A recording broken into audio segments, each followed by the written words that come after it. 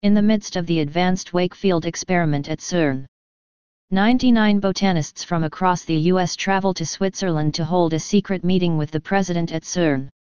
Our contact at the La Petite Reine, a wonderful little pub in Geneva, was able to get an interesting little interview that we thought we should share.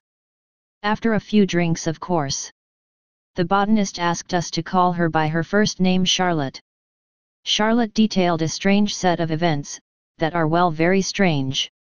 She explained that botanists from across the US were trying to figure out why so many titanarums, better known as corpse flowers, are blooming simultaneously around the country this year. This is super weird, because there have only been 157 recorded blooms ever between 1889 and 2008. But this year in the US alone, at least 7 flowers have bloomed. Just as a note, keep in mind the dates 1889 and 2008. Before we dive headfirst into this foul-smelling mystery, what's a corpse flower, and why are botanists so into them? Charlotte explained that the scientific name for corpse flowers is Amorphophallus titanium, which literally means giant misshapen penis in Latin. No, really. This sounds so funny when you have had a few too many at a pub. Give it a try. No, really. They not only produce one of the biggest flowering structures in the world, sometimes reaching heights of over 1.8 meters, 6 feet, their scent happens to mimic the distinct stench of decomposing flesh, with a bit of old fish mixed in. Native to parts of western Sumatra, these gigantic flowers bloom about once every 6 years, giving everyone in their vicinity a good whiff of their natural perfume. Botanists have suggested that this noxious smell helps to attract flies and other insects that typically eat decaying material, so they can pollinate the flower. So you can think of the corpse flower as a kind of anti-flower, because instead of attracting pollinators with its sweet-smelling nectar, it attracts them with carrion-like smells.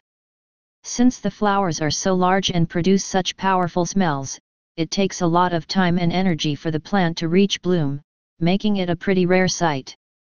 The first corpse flower ever to bloom through cultivation took place in London in 1889. Since then, there have only been 157 other blooms through cultivation around the world, as Jessie Guy Ryan reports for Atlas Obscura. She explained that this year, though, is different.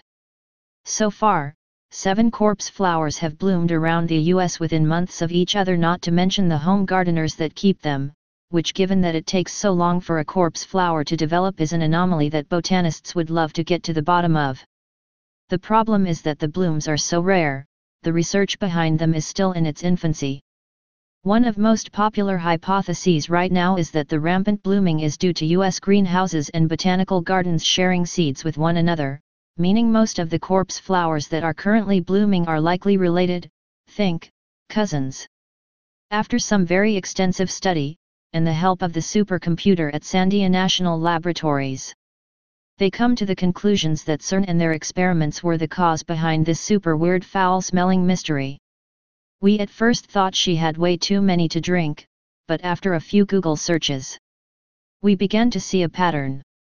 Recall the dates?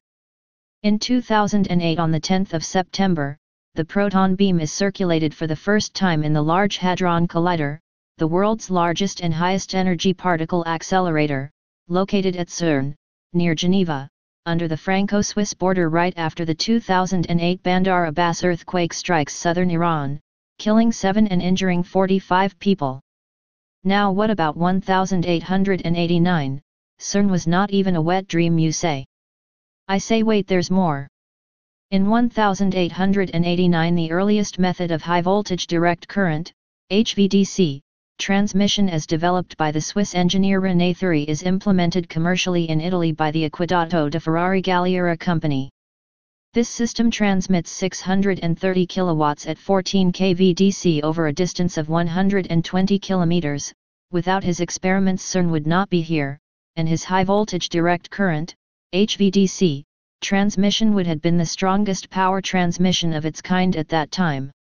The botanists now can prove that the experiments at CERN do have a high impact on the environment. There are growing worries about what other things CERN may be doing to the environment. Stay paranoid, my friends.